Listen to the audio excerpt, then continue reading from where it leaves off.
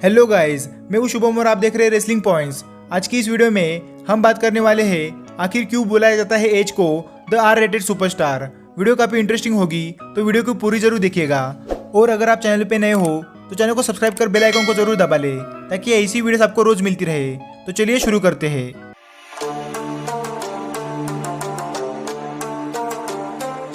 तो गाइस 2011 में एज यानी कि एडम कोपलैंड ने एक हार्ट ब्रेकिंग अनाउंसमेंट करी थी कि उनको WWE से या फिर प्रो रेसलिंग से ऑफिशियली हमेशा के लिए रिटायर होना पड़ेगा क्योंकि उनको मेडिकली क्लियर नहीं करा जाएगा। लेकिन उनकी अर्ली रिटायरमेंट के बावजूद भी गाइस एज एक ऐसे सुपरस्टार है WWE में जिनको हमेशा याद रखा जाएगा और हमेशा वो रहेंगे रेटेड आर सुपरस्टार। अब इसके पीछे रीजन क्या है? सबसे पहली बात तो ये है गाइस, अगर आपने मूवीज में कभी देखा हो तो कुछ ऐसी मूवीज होती है जिनको आर रेटिंग दी जाती है और यहाँ पे इस आर का जो मतलब है वो होता है रिस्ट्रिक्टेड। और दूसरे शब्दों में आपको बताऊँ तो बेसिकली कोई चीज बहुत ज्यादा वायलेंट होती है या फिर ऐसी जो हर यूजर के लिए फ्रेंडली नहीं है उसको आर रेटिंग दी जाती है।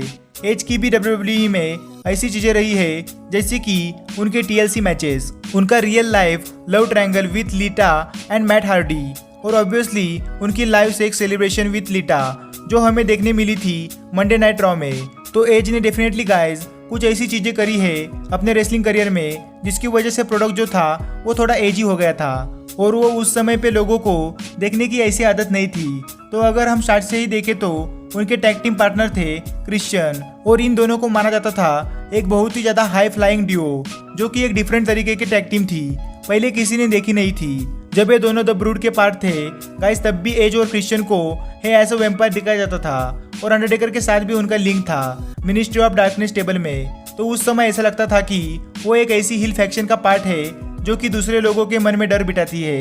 और दूसरी ये बात है कि वो थोड़ा डरावना या फिर हॉरर फील भी कराता था। और द ब्रूड की एंट्रेंस थीम थी उसको हम बिल्कुल भी PG नहीं कह सकते। जिस तरीके से लाइट्स का काम होता था और उसके बाद आग थी उनके एंट्रेंस में, तो काफी सारी ऐसी चीजें थी इस स्टार्ट में। लेकिन एज ने एक्चुअली में गाइस अपना रेटेड आर नाम तब हासिल करा जब उनके TLC मैचेस होने स्टार्ट हुए हार्डी बॉयज और डुडली बॉयज के साथ। वो मूवमेंट ऐसी थी जब हमने उन मैचेस में एज और क्रिश्चियन को कुछ ऐसे मूव्स परफॉर्म करते देखा जो शायद उस समय टैग टीम रेसलिंग में कभी भी किसी ने सोचा नहीं था कि कुछ ऐसा भी हो सकता है। और जैसा कि हम जानते हैं उनका famous iconic triple thread ladder match from WrestleMania, उसकी मैं अगर बात करूँ तो वो एक ऐसा मैच था जिसको आज के दिन में भी याद रखा जाता है।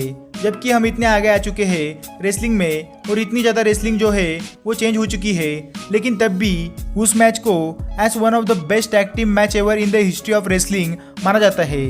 और इन मैचेस में एज ने कुछ ऐसे मूव्स परफॉर्म करे गाइस जो कि डेफिनेटली रेटेड आर थे और हम कह सकते हैं कि वो हर ऑडियंस के लिए जो है वो अप्रोप्रिएट नहीं थे।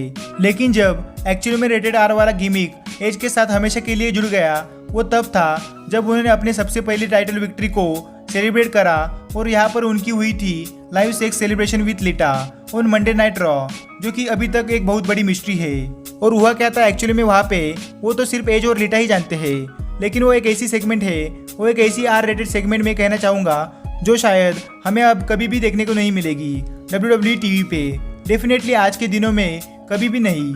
और उस समय में जो चीज करी एज ने गाइज वो एक ऐसी चीज थी जो कि बहुत ही ज्यादा नेक्स्ट लेवल थी और एक चीज real life out of the wrestling world जो कि मैट हार्डी, लीटा और एज का लव ट्रायंगल था गाइज मोस्ट कंट्रोवर्शियल थिंग थी 2000 की। और यहाँ पर हुआ क्या था कि लीटा ने अपने बॉयफ्रेंड मैट हार्डी पर चीट करके एज के साथ जो डेट करना स्टार्ट कर दिया था और ये जो है काफी ज्यादा कंट्रोवर्शियल हो गया था। ये रियल लाइफ स्टोरी थी और ये भी ऐसी मोमेंट थी जहाँ पर हम कह सकते हैं कि एज ने हमेशा कुछ ऐसी चीजें करी है जो शायद बिलीवेबल ना हो या फिर किसी और के लिए अच्छी ना हो या फिर कुछ ऐसी चीजें जो हमें कुछ पर्टिकुलर ऑडियंस के लिए हमेशा रिस्ट्रिक्टेड रखनी चाहिए। और रिस्ट्रिक्टेड का मतलब ये है कि एज को रेटेड आर सुपरस्टार बोला जाता है। उनकी कुछ ऐसी चीजें हैं जो कि हर ऑडियंस को नहीं देखनी चाहिए और इसी वजह से उन्होंने जो है अपना नाम पाया the rated R superstar as का। और गाइज यही रीजन था कि आखिर क्यों उनको बुलाया जाता है इस नाम से। तो आपको क्या लगता है इस चीज के बारे में मुझे कमेंट्स में जरूर बताइए। और अगर आपको वीडियो पसंद आई हो तो वीडियो को लाइक कर अपने दोस्तों को जरूर शेयर कीजिए।